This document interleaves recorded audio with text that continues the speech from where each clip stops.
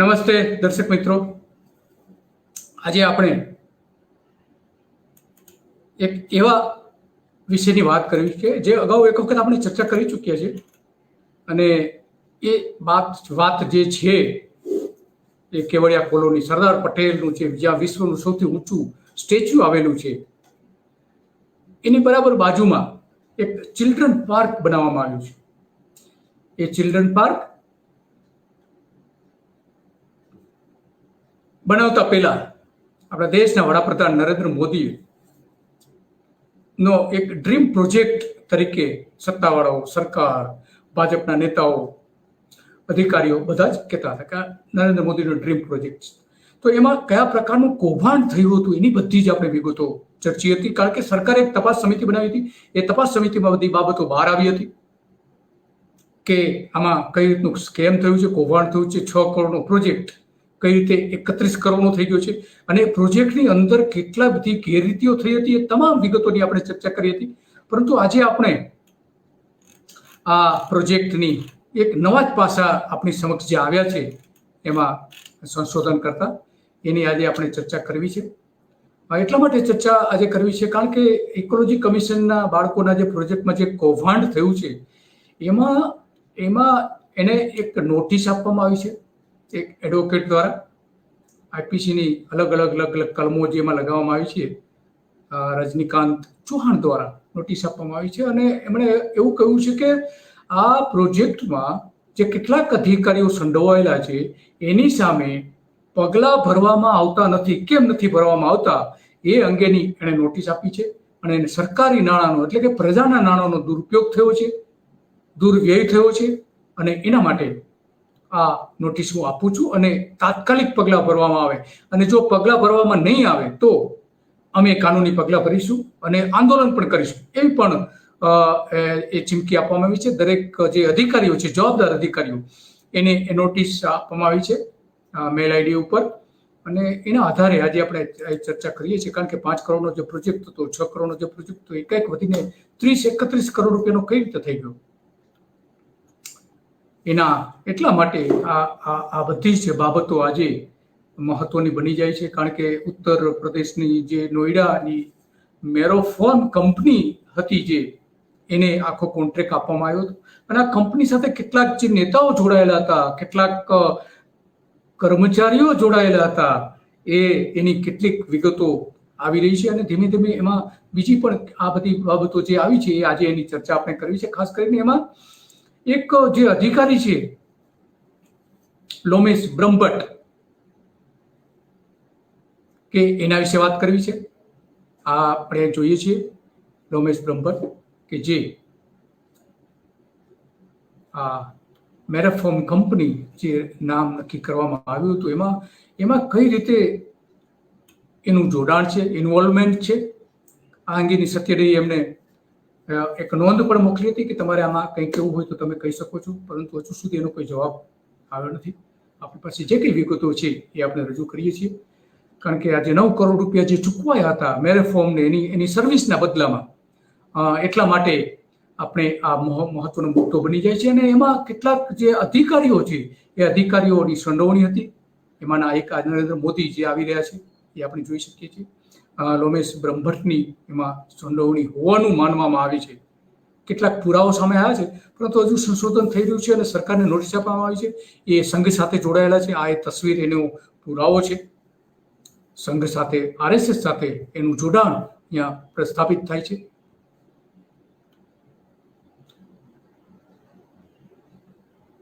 એને 9 કરોડ કઈ રીતે ચૂકવ્યા એ એક સૌથી મોટો પ્રશ્ન આજે આવીને ઉભો રહ્યો છે. કારણ કે કંપનીને 12 થી 13 લાખનો માત્ર પગારનો જ ખર્ચ થતો હતો મેરોફોમને. તો આટલી જંગી રકમ કેમ ચૂકવાય, શાના માટે ચૂકવાય, કોણ હતું એના માટે જવાબદાર, આ બધી જ બાબતો ઊભી થાય છે. અને જો એ બધી તપાસ થઈ હોત આ મેરોફોન કંપની સામે તો એને એક પ્રોજેક્ટ મળવાનો હતો મેરીટાઈમ બોર્ડનો, નરેન્દ્ર મોદીનો જે બીજો એક એનો સ્વપ્નનો પ્રોજેક્ટ કહેવામાં આવે છે, ડ્રીમ પ્રોજેક્ટ. એ લોથલમાં એક જે મ્યુઝિયમ બની રહ્યું છે એ મ્યુઝિયમનો હતો અને 100 કરોડ રૂપિયાનો એ પ્રોજેક્ટ હતો.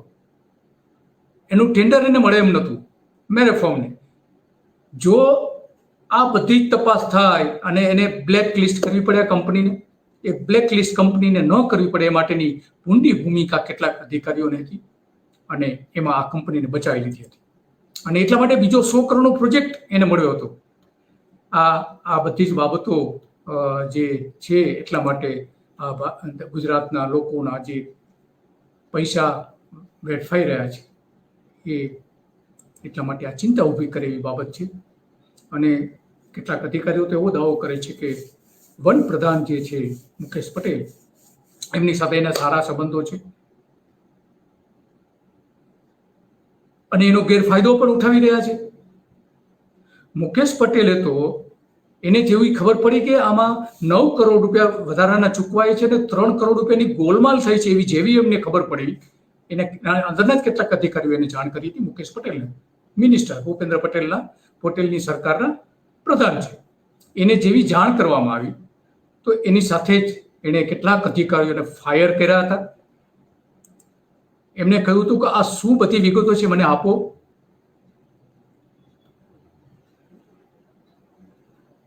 અને એમાં આ બધી જ વિગતો બહાર આવી હતી. કારણ કે આના જે માલિક છે મેરેફોર્મના, એ માલિક પણ બ્રહ્મભટ્ટ છે અને એને એ રીતે એને બચાવવાની કોશિશ કરી હતી. એની સાથેના કેટલાક કનેક્શનો પણ એ સમયે બહાર આવ્યા હતા. સંજય આનંદ ઇકોલોજી કમિશનના કેટલાક અધિકારીઓને સમજાવવા આના માટે ગયા હતા, પણ તો આ મુદ્દે કોઈ માનવા તૈયાર નહોતા. અને ઇકોલોજી કમિશનના હેમલ ને પણ આ મુદ્દે કેટલીક બાબતો જાણવામાં આવી હતી અને એને સરકારનું પણ ધ્યાન દોર્યું હતું. હેમલ કોઠંડિયા એમણે ધ્યાન દોર્યું હતું અને એટલા માટે આ અધિકારીઓના નામો છે.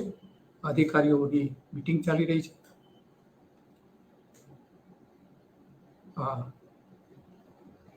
એના ફોલોઅર્સ બતાવી રહ્યા છે કે જેની સાથેના સંપર્કો જે દેખાઈ રહ્યા છે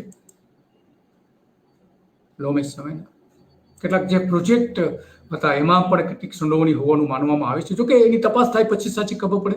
આ મેંગ્રોવ્સનું જે વાવેતર છે અને એટલા માટે મુકેશ પટેલે ખરેખર આની તપાસ કરવી જોઈતી હતી, પરંતુ તપાસ જોઈએ એવી થઈ નથી. કદાચ બની શકે કે એમને એવો ભય હોય કે સરકાર આમાં બદનામ થશે અને કેટલાક અધિકારીઓને એટલા માટે એમણે આ બધું બહાર ન આવે એ માટેની સૂચના પણ આપી હોય, એવું પણ બની શકે. પરંતુ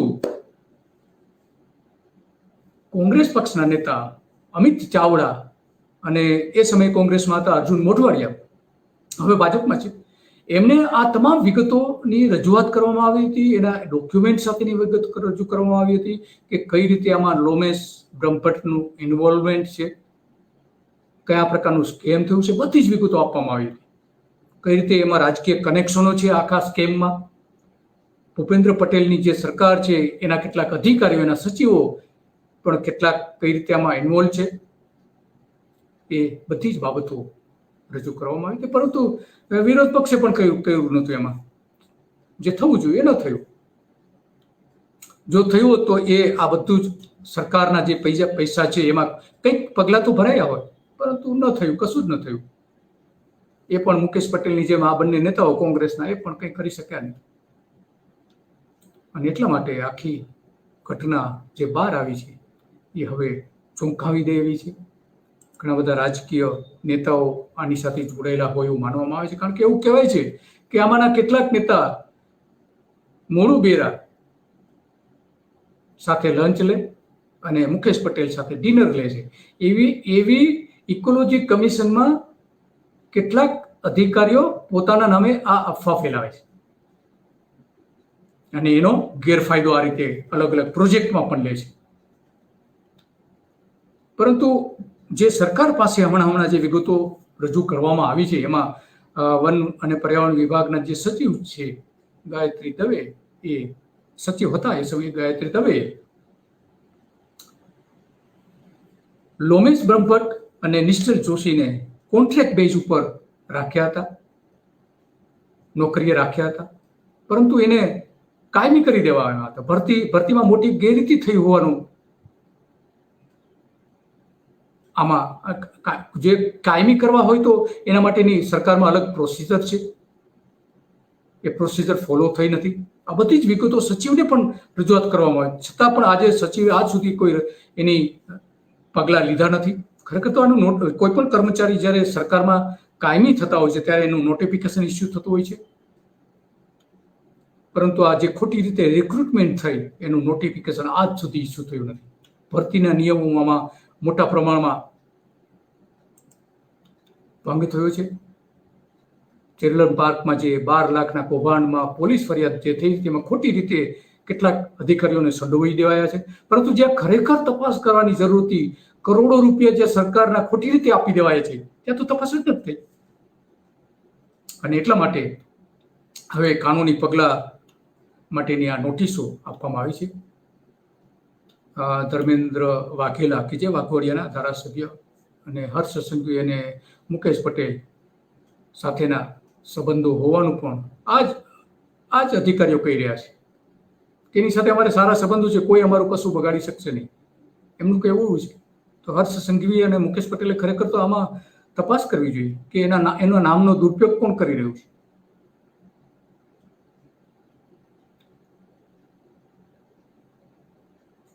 અને એવું કહેવાય છે કે લોમેશ જે છે સંઘ RSS માંથી આવે છે અને એની સાથે જોડાયેલા છે. અને સંઘ સાથેની એની કેટલીક જે સંસ્થાઓ છે સંઘ સાથેની સરહદી સુરક્ષાને લગતી, એમાં પણ એ સક્રિય છે. તો એના નામે પણ ઘણું બધું અહીંયા દમદાટી આપવામાં આવે છે ઘણા બધાને. તો આ બધાની તપાસ ખરેખર ઇકોલોજી કમિશનમાં કરવી જોઈએ, કેમ થતી નથી? અને પોલીસે એની સામે વડોદરામાં એક ફરિયાદ પણ નોંધી હતી. એ ફરિયાદ શું હતી અને કઈ રીતનું જાહેરમાં વિડીયો વાયરલ થયો હતો, પોલીસે ફરિયાદ નોંધી હતી, એ વિડીયોમાં જે બબાલ કરી હતી લોમેશ બ્રહ્મભટ્ટે, એ પણ આપણે જોઈએ.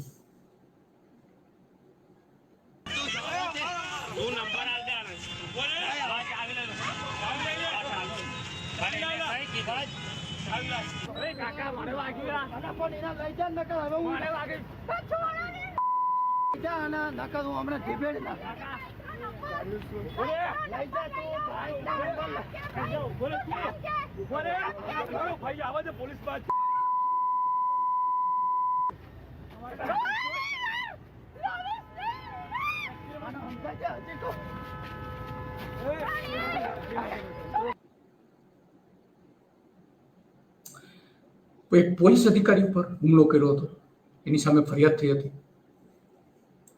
જો કે પછી આમાં કેટલાક સમાધાન પણ થઈ ગયા હોવાનું માનવામાં આવે છે.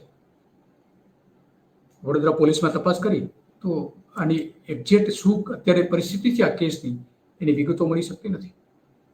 પરંતુ 11 ઓગસ્ટ 2020માં આ ફરિયાદ જે થઈ હતી એમાં પોલીસને માર મારવામાં આવ્યો હતો. લોમેશ બ્રહ્મભટ્ટ અને એમના સાથેના એક મહિલા જે હતા એ 12 કલાકમાં એમને જામીન મળી ગયા હતા. સેમ જે કિસ્સો છે આપણા ધારાસભ્ય, લોકપ્રિય ધારાસભ્ય છે આમ આદમી પાર્ટીના અને ભરૂચ લોકસભાની બેઠકના ઉમેદવાર ચૈતર વસાવા સામે એ જે કેસ, એ જે કલમો લગાવી હતી બ્રહ્મભટ્ટ સામે, એ જ કલમો આમની સામે લગાવી હતી. પરંતુ બ્રહ્મભટ્ટને 12 કલાકમાં જામીન મળી જાય છે. ચૈતર વસાવાને 50 દિવસ સુધી તો નાસ્તા ભાગતા ફરવું પડે છે એક ધારાસભ્યને, અને 50 દિવસ જેલમાં રહેવું પડે છે. એક ચૂંટાયેલા પ્રતિનિધિ, એક ધારાસભ્ય, જ્યારે આવા અધિકારીઓને તરત જ જામીન મળી જાય છે. કોનું બેકિંગ છે એની પાછળ? કોઈકનું તો છે, એના વગર આ શક્ય નથી. કોણ મદદ કરી રહ્યું છે એમણે? એ તપાસનો મોટો સવાલ છે, મોટો પ્રશ્ન છે તપાસ કરવા માટેનો. હર્ષ સંઘવીની તપાસ કરવી જોઈએ, પરંતુ નહીં કરે હર્ષ સંઘવી. કારણ કે હર્ષ સંઘવી પણ આની સાથે મદદ કરતા હોય એવા પણ આરોપ થઈ રહ્યા છે. બીજા ગાંધીજીના જે કેટલાક પ્રોજેક્ટ હતા એ પણ આ રીતે ડિલે કરવામાં આવ્યા હતા દાંડીના સ્થળે.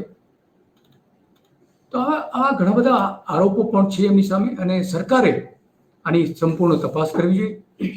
આજે દાંડીના પ્રોજેક્ટ જે છે સમુદ્ર વિસ્તારમાં જે મેંગ્રુવ્સનું વાવેતર થયું હતું એમાં પણ ઘણા બધા આ પ્રશ્ન ઊભા થઈ રહ્યા છે સરકાર સામે. કારણ કે ઇકોલોજી કમિશનના આ બધા જ પ્રોજેક્ટ હતા અને એમાં આ બધી બાબતો ધીમે ધીમે બહાર આવી રહી છે. અને એટલા માટે આજે અધિકારીઓ જે છે એની સામે તપાસની માંગણી થઈ રહી છે, નોટિસ આપવામાં આવી છે. અને હવે એક નવો વળાંક ધીમે ધીમે લઈ રહ્યો છે આખો કેસ. અને એના કારણે કોર્ટમાં પણ ઘણી બધી બાબતો સામે આવી શકે છે, આંદોલનો પણ થઈ શકે છે. એટલા માટે આ કેસ આજે મહત્વનો બની જાય છે. નરેન્દ્ર મોદીના ડ્રીમ પ્રોજેક્ટ તરીકે ગણાવવામાં આવતો હતો. નરેન્દ્ર મોદીએ પોતે એનું ઉદ્ઘાટન કર્યું હતું. તો એના નામે, એના હાથ નીચે રાજકીય નેતાઓ સાથેના સંપર્કો, સંઘ સાથેની ભાઈબંધી, આ બધા જ કારણો જે છે એ સ્પષ્ટ કરે છે કે આમને કોઈક મદદ કરી રહ્યું છે. કોણ કરી રહ્યું છે એની તો સરકાર જ તપાસ કરી શકે. નરેન્દ્ર મોદી આનો રિપોર્ટ મંગાવવો જોઈએ ખરેખર તો, કારણ કે પોતાનો પ્રોજેક્ટ હતો, પોતાનો ડ્રીમ પ્રોજેક્ટ હતો. એની વિગતો મંગાવવી જોઈએ કે આમાં ખરેખર શું થયું છે, કયું સ્કેમ થયું છે, એ બધી જ વિગતો એમને મંગાવવી જોઈએ. પરંતુ એવું લાગે છે કે આમાં કંઈ જે નરેન્દ્ર મોદી અથવા ભૂપેન્દ્ર પટેલની પૂરી વિગતો, ગુજરાતના મુખ્યપ્રધાન, પૂરી વિગતો આપવામાં આવી નથી. કૈલાસનાથની જવાબદારી છે કે જ્યારે આવા મોટા પ્રોજેક્ટમાં સ્કેમ થતા હોય, ખાસ કરીને સરદાર પટેલનું જે વિશ્વનું સૌથી ઊંચું સ્ટેચ્યુ આવેલું છે, સ્ટેચ્યુ ઓફ લિબર્ટી, અને સરદાર પટેલના જે સિદ્ધાંતો હતા, સિદ્ધાંતની વિરુદ્ધ અહીંયા જે બધું થઈ રહ્યું હોય ત્યારે ખાસ જવાબદારી બને છે અધિકારીઓની. પરંતુ એવું હજુ સુધી તો નથી દેખાતું એમાં કોઈની જવાબદારી નક્કી થઈ હોય. પરંતુ હવે કેસ જે રીતે વળાંક લઈ રહ્યો છે કાનૂની રીતે, એમાં એવું લાગી રહ્યું છે કે હવે કોઈકની સામે તો પગલાં ભરવા જ પડશે, છૂટકો નથી. અને કેટલીક વિગતો હજુ પણ આવી રહી છે કે આમાં સીએમ ઓફિસના કેટલાક અધિકારીઓ, વન વિભાગના ટોચના કેટલાક અધિકારીઓ કઈ રીતે મદદરૂપ થયા હતા, કઈ રીતે સ્કેમ દબાવી દેવામાં આવ્યું, કોણ અધિકારી કોની સાથે મળેલા છે, કઈ રીતે એને મદદ કરીએ છીએ, એની પણ વિગતો કેટલીક આવી છે. એ વિગતો પણ હવે ધીમે ધીમે જાહેર થશે અને કોર્ટમાં પણ આ બાબત, આખો મામલો કદાચ જઈ શકે છે, આંદોલન પણ થઈ શકે છે. આ બધી જ બાબતો તો છે જ. આવી જ્યારે વિગતો, બીજી પણ કેટલીક વિગતો જ્યારે આવશે સત્ય સામે, ત્યારે પણ એની રજૂઆત લોકો વચ્ચે મૂકીશું. અને આ અંગેના તમારી પાસે બીજા કોઈ પણ તમને નડતા પ્રશ્નો જે હોય, તમને લગતી મુશ્કેલી હોય, આપણા પૈસાની બરબાદી થતી હોય, એવી કોઈ પણ બાબત તમારા ધ્યાનમાં આવે ત્યારે સત્ય ડેને આ અંગેની જાણ કરજો. અને આ વિડીયોની નીચે તમે કોમેન્ટ કરી શકો છો એ અંગેની. વિડીયોને બને એટલો ફોરવર્ડ કરજો, લાઈક કરજો અને તમારા સર્કલમાં એને શેર કરશો, તો જેથી કરીને આપણા પૈસા જે છે કઈ રીતે બરબાદ કરી રહ્યા છે અધિકારીઓ, સરકાર, આ રાજનેતાઓ, એ લોકો સુધી પહોંચી શકે. બસ આજે તો આટલું. આવતીકાલે પણ આવા જ કોઈ ચોક્કસ મુદ્દાઓ પર ચર્ચા કરીશું. નમસ્તે.